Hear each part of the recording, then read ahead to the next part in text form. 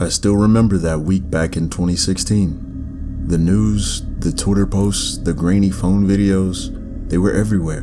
People in clown costumes showing up in woods, even parking lots, and outside of even schools. Most people thought it was just some viral prank that got out of hand, but I remember thinking, there's something off about it, something that didn't feel like a joke. I didn't expect I'd ever find out how wrong I was. In October of that year, I worked the night security at an old distribution warehouse on the edge of town. It was the kind of job where nothing ever happened, just me, the cameras, and the sound of metal creaking in the wind. The place had once been a shipping hub for electronics, but now it mostly sat empty. My shifts ran from 10 p.m. to 6 a.m., and my job was simple: patrol every 2 hours, watch the cameras, and log any suspicious activity. Most nights I'd scroll my phone, sip cheap coffee, and wait for the sun to rise. That night, though, the silence felt heavier. Around midnight, I took my first round through the building. It was cold, colder than usual. My flashlight beam had caught dust floating in the air like snow. Every step echoed off the concrete floor, bouncing back from the high metal racks stacked with old boxes. The air smelled like rust and cardboard. Everything looked normal until I reached the far side of the warehouse. Near the loading docks, that's when I noticed something strange on the camera monitor. One of the exterior feeds, camera 7, facing the back fence, was static. It wasn't quite offline, just fuzzy.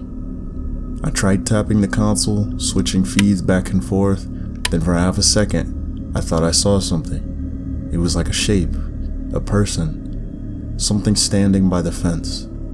I froze, staring at the screen waiting for it to come back into focus, but the feed glitched again, and the figure was gone. I told myself it was nothing, maybe a stray cat tripping the motion sensor, but still, I couldn't shake it. I decided to check it out. I stepped outside through the dock door. The air was cold enough to sting. The only light came from the buzzing street lamp above me and my flashlight. When I reached the fence, I stopped. Something caught my eye in the dirt. I think these are footprints. They weren't boots or sneakers. They were too long, but they were also too narrow, and near them was a small round object. I bent down and I picked it up. It was a red rubber nose. I felt my stomach tighten. The clown stories had been all over social media that week. I'd even joked about it with my friends, but now, holding that thing in my hand, it didn't feel funny anymore. I dropped it and I went back inside.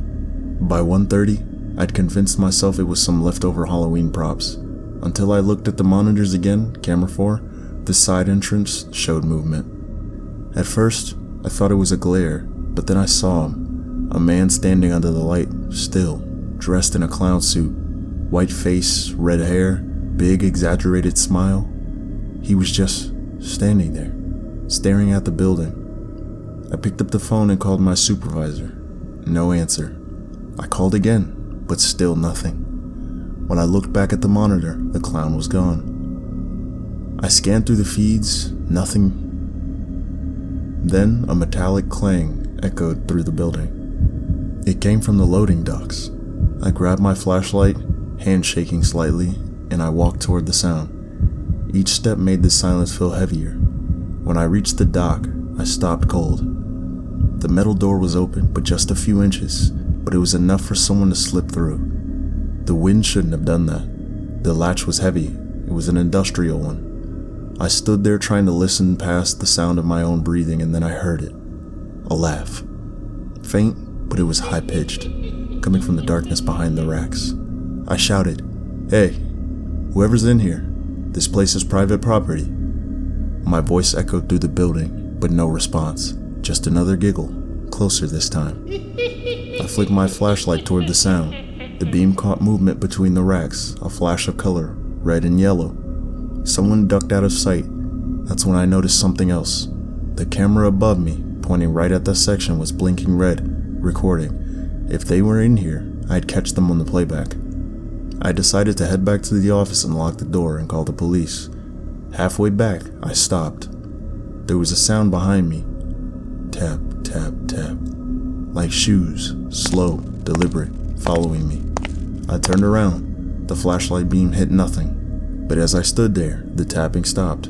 replaced by another sound, the faint squeak of a balloon being rubbed.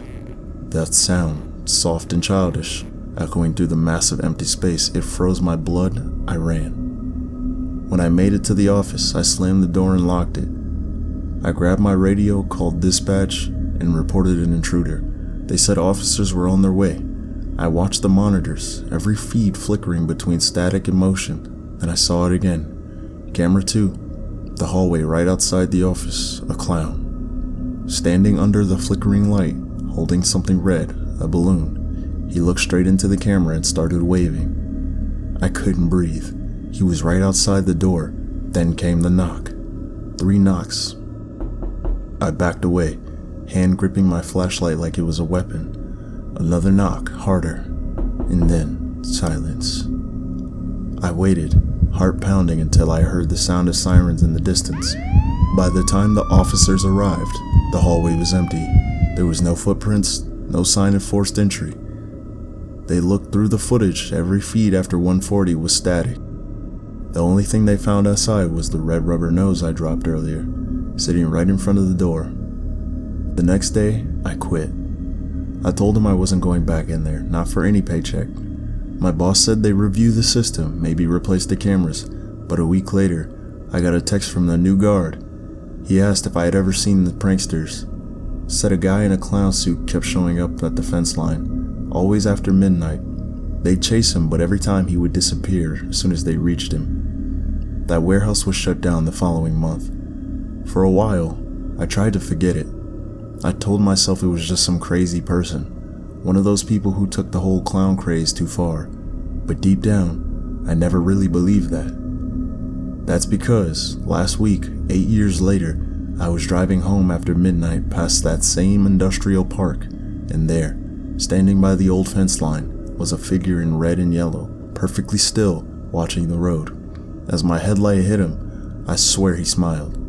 I drove faster, and when I glanced in the rearview mirror, he was gone. They say the clown sighting stopped back in 2016, that it was all fake, a trend that burned out. But I know what I saw, and sometimes, when I'm alone on a quiet night shift, I still catch myself looking over at the security cameras, just to make sure they're not back. Because something tells me they never left.